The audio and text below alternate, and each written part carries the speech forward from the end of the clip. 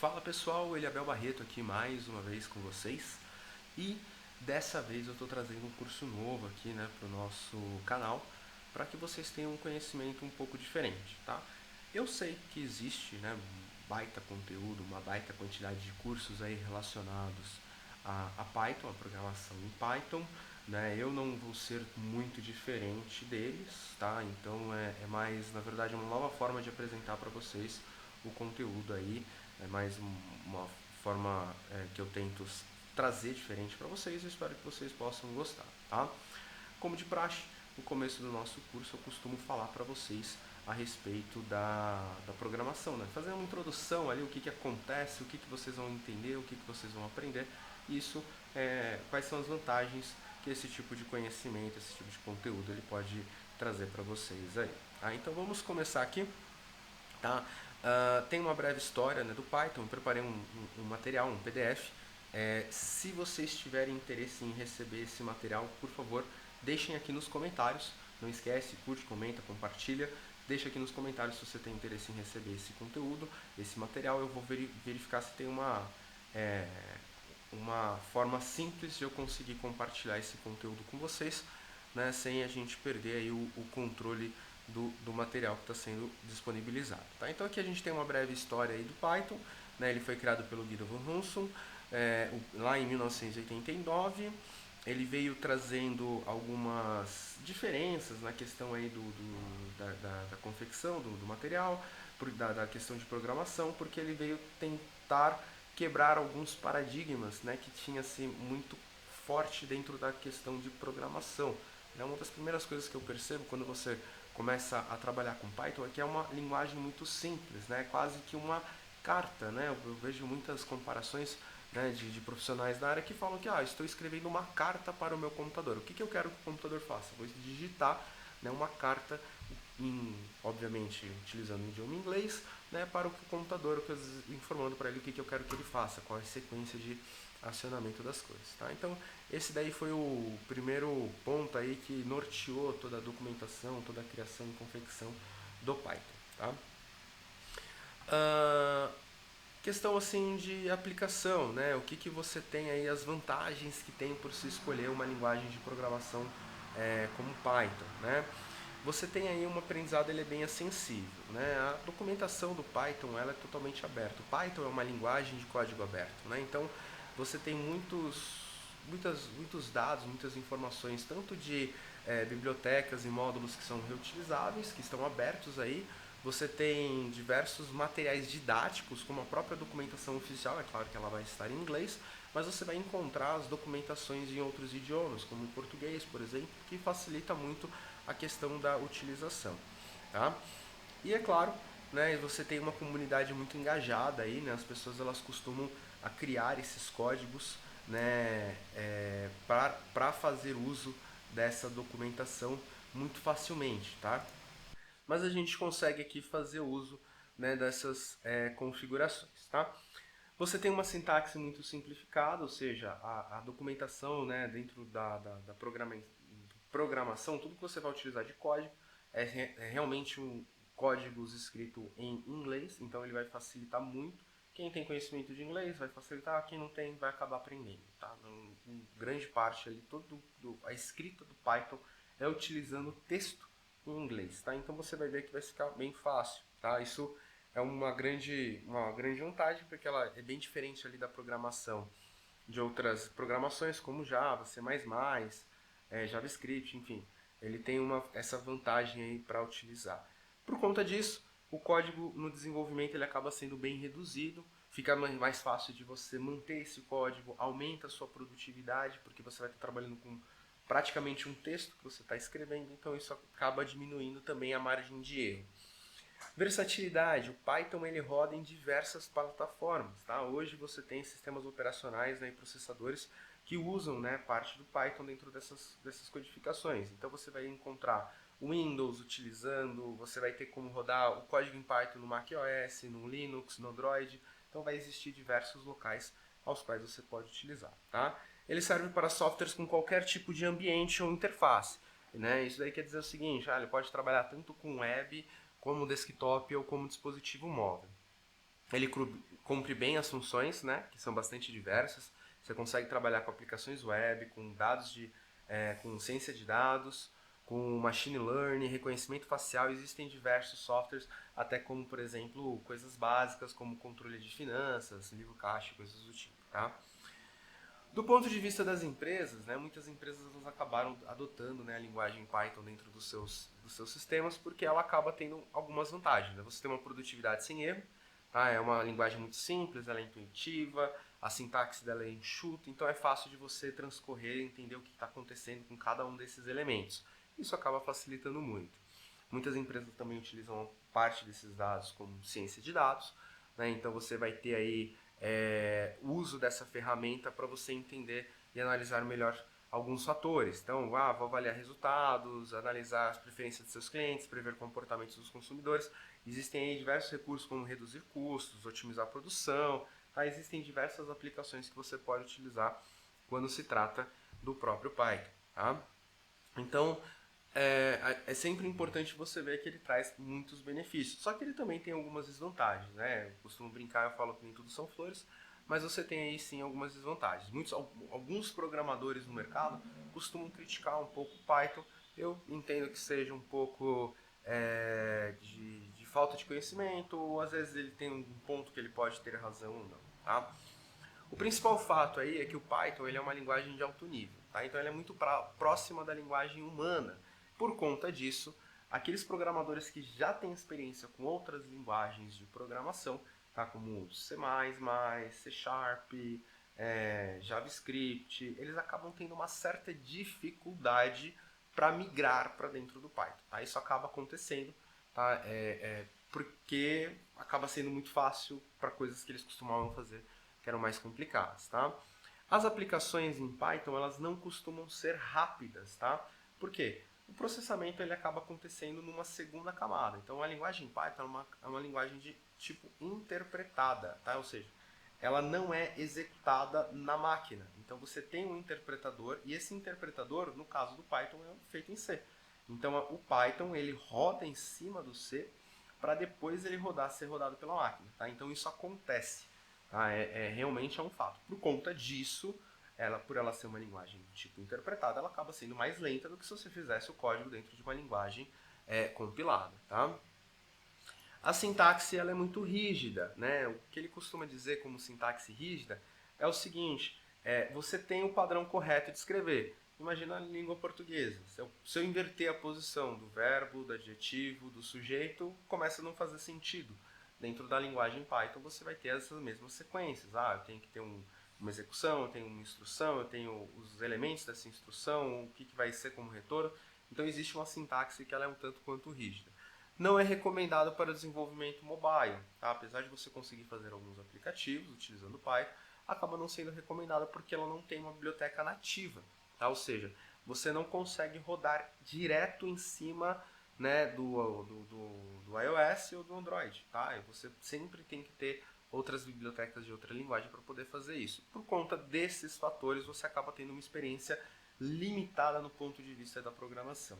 Tá? Contudo, eu falo para vocês que esses itens aí, que eles são comentados como desvantagem, eles acabam sendo supridos.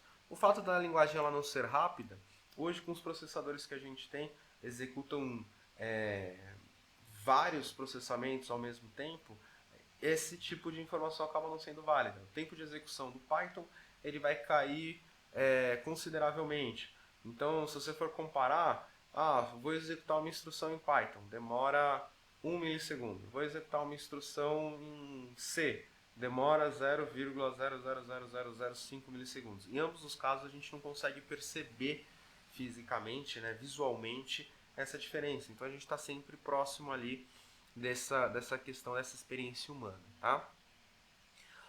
O que eu considero como sempre muito importante para a gente poder escolher o Python? Tá? Existem alguns pontos, né, e eu vou demonstrar aqui para vocês alguns desses pontos. Tá? Eu acho que uma das principais vantagens de você utilizar o Python, né, tanto do ponto de vista técnico quanto filosófico da linguagem, vamos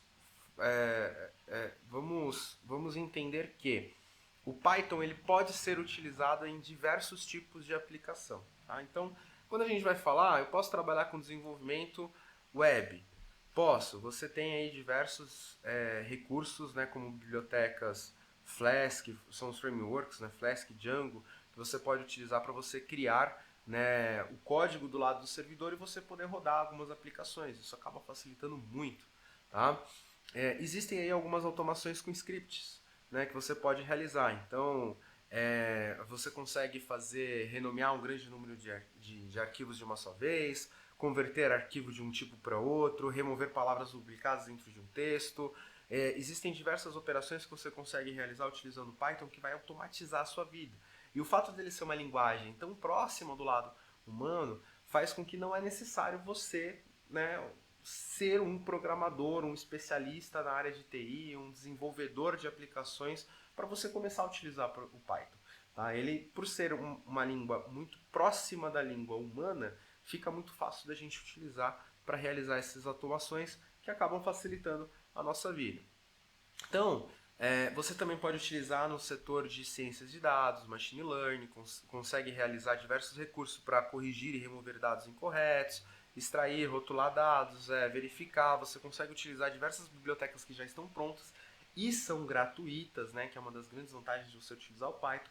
A grande parte, eu costumo evitar falar que são todas, porque eu não conheço todas. Mas eu costumo dizer que grande parte das principais bibliotecas, das grandes bibliotecas que a gente tem no mercado, elas são gratuitas, tá? Você também consegue fazer o desenvolvimento de software, criar aplicações, tanto desktop quanto mobile, com uma interface, né, de usuário para você poder interagir, fazer com que o usuário ele tenha ali uma forma de você interagir com a sua aplicação. E, é claro, fazer automação de testes de software, tá? Então, existem aí diversos recursos que fazem com que a nossa programação Python ela seja muito utilizada nesse sentido. Esse gráfico aqui que eu trago para vocês, ele é um gráfico que mostra qual que foi a evolução do Python, né? Desde 2008 houve aí um boom tremendo na utilização do Python. Existem aí N motivos para isso ter acontecido, tá? O principal que eu considero é ser uma biblioteca de fácil utilização, é ser uma biblioteca de código aberto, que ajuda com que a comunidade consiga interagir, né, propriamente com esses códigos. Então você vai ver aqui nessa linha, ó, que o Python ele era uma das últimas linguagens de programação utilizadas.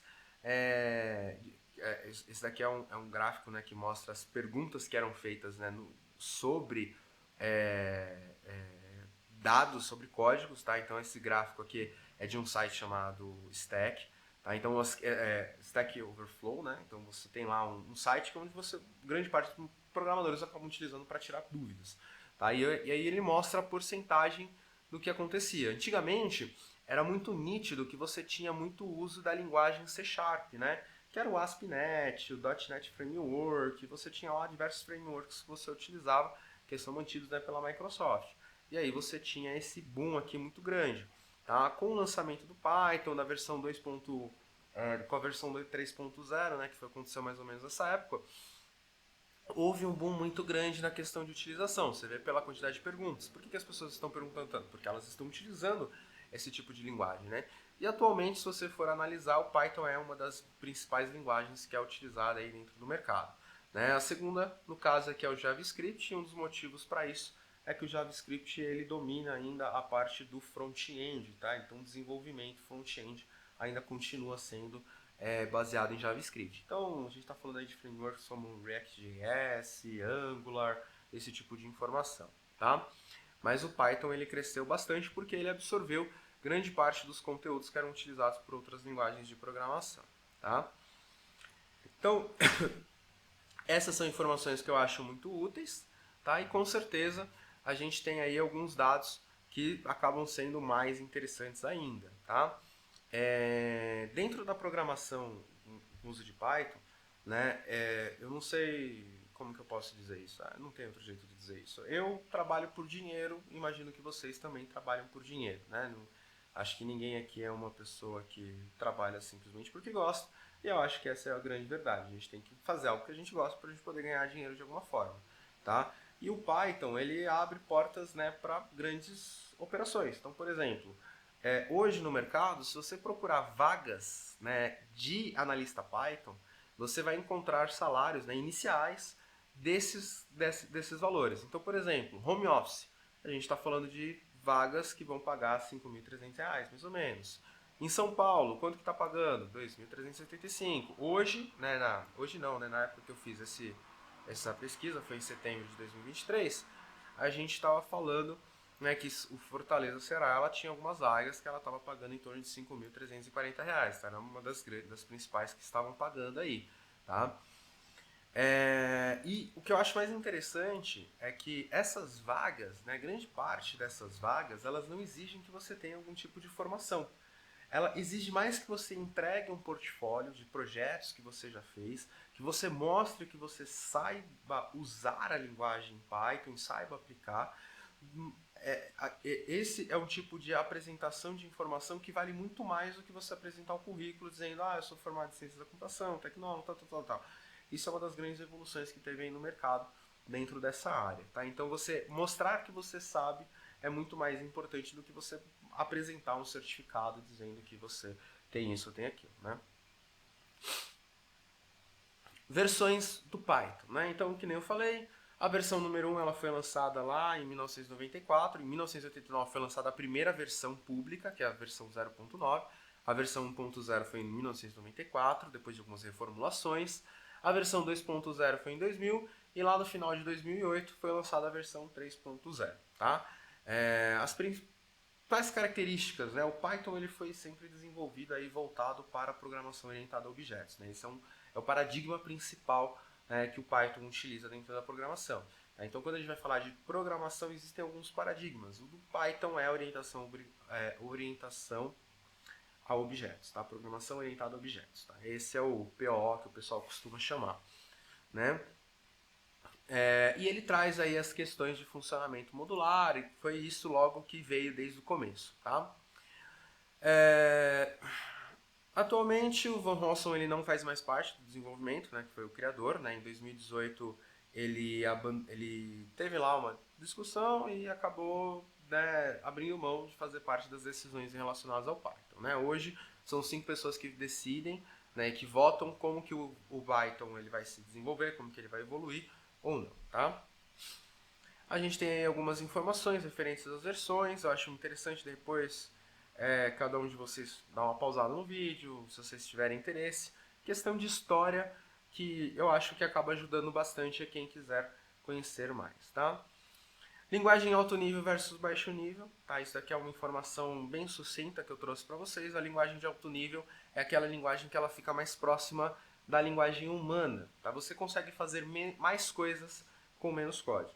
Em contrapartida, né, você tem a questão da velocidade do desempenho, tá? Porque a máquina ela continua trabalhando com o mesmo nível lógico que era o bit desde o começo, tá? Só que está automatizado alguns processos no meio do caminho e faz com que essas operações elas sejam transparentes para a gente, tá?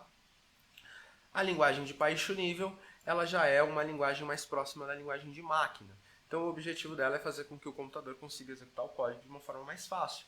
Tá? Isso acaba facilitando o desempenho da máquina, faz com que você tenha uma maior velocidade de processamento. Tá?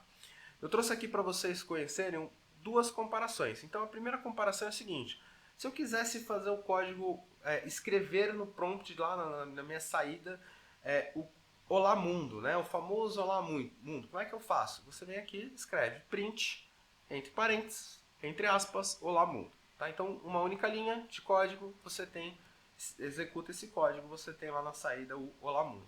Tá? Se a gente fosse fazer essa mesma operação, né, com o mesmo resultado, onde que a gente vai ter na saída, né, a escrita do código Olá Mundo. Tá? Em assembly, a gente teria todo esse código sendo executado. Tá? Então, nota que muito mais informação do que a gente tem, né, quando a gente faz a programação em Python. Então, essa é a grande diferença do Olá Mundo para de uma linguagem interpretada para uma linguagem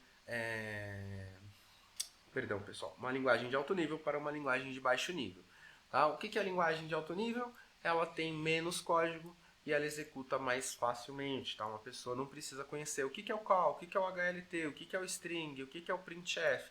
Não é necessário você conhecer todos esses códigos para você executar os mesmos dados. É claro que a linguagem de alto nível, geralmente ela vai ser uma linguagem interpretada. Porque esse print olá mundo, No back-end, né, no core ali atrás, nos bastidores, vai estar rodando um código parecido com esse. A gente não enxerga, é transparente, mas essa é a vantagem da gente utilizar. Os dois códigos eles fazem a mesma coisa. Comparando aí, interpretada com compilada, já dei uma explicação mais ou menos. Geralmente a interpretada é uma linguagem de alto nível e a compilada é uma linguagem de baixo nível, tá? Então a compilada ela já é executada diretamente na máquina. Tá? Para você fazer o processo da compilação, você tem que passar por um processo, uma etapa que é chamada de build. A gente monta o código, a gente cria o binário. Isso demanda muito mais tempo. Na linguagem interpretada, ele já executa linha a linha, código a código, ele vai executando o processo. Então acaba tendo uma pequena vantagem aí. Tá? Exemplos de linguagens que são compiladas. A gente está falando aí do C, do C++, do Erlang, Haskell, Rust, Go. Então a gente tem algumas linguagens aí que são do tipo compiladas, são as linguagens mais rápidas.